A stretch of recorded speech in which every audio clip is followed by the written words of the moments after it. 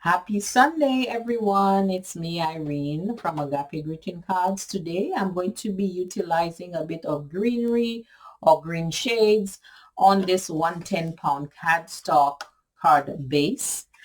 And I will be also utilizing an item I haven't used in a minute. It is supposed to be the Fiskars Circle Cutter. I don't know if any of you have had this one, but I had this so long ago. I thought I would, just see what I can do with that.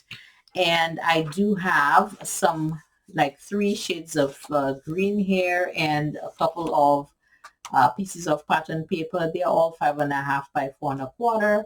So I'm going to be, showing you something that I have done with other things. But without further ado, we're going to dive in. Hi to all of my regular customers. Thank you so much for joining me.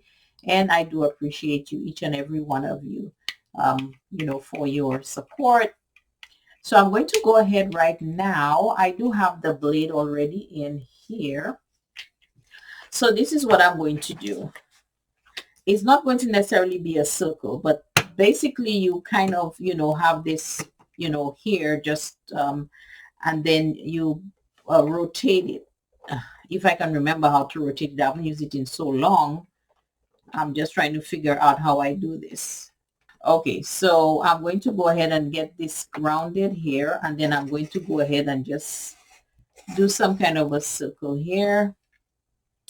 And then I'm going to do just a little different, kind of get it off here and then go again just this way. Okay, so you're going to have this piece right here. Now I kind of did it a little off, so I'm going to go ahead and just finish this off because I wanted to kind of have that sharp edge.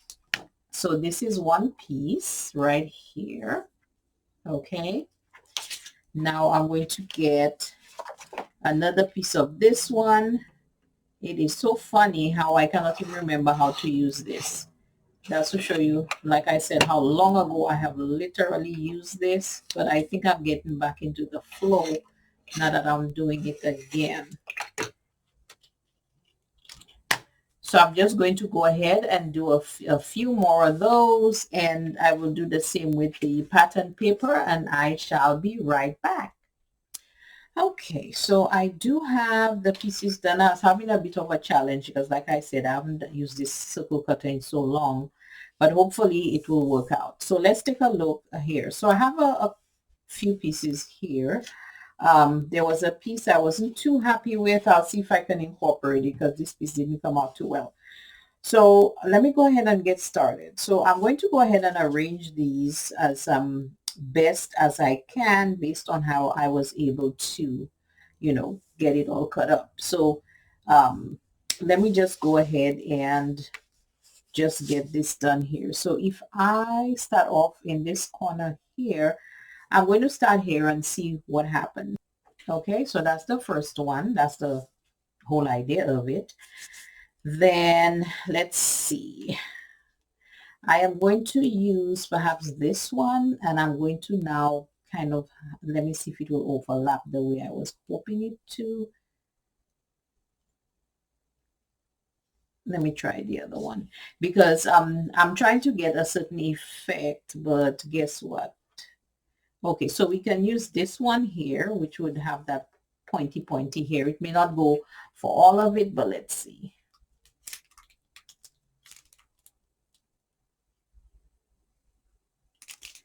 Okay, so we get this one here.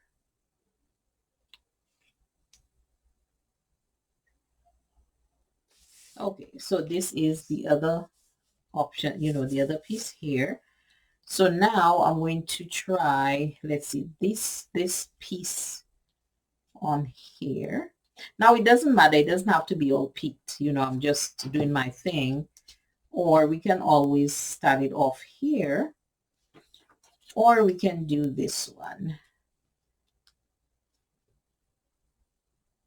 Yeah, let's do this one. I think I prefer the little peaky thing, better than anything else.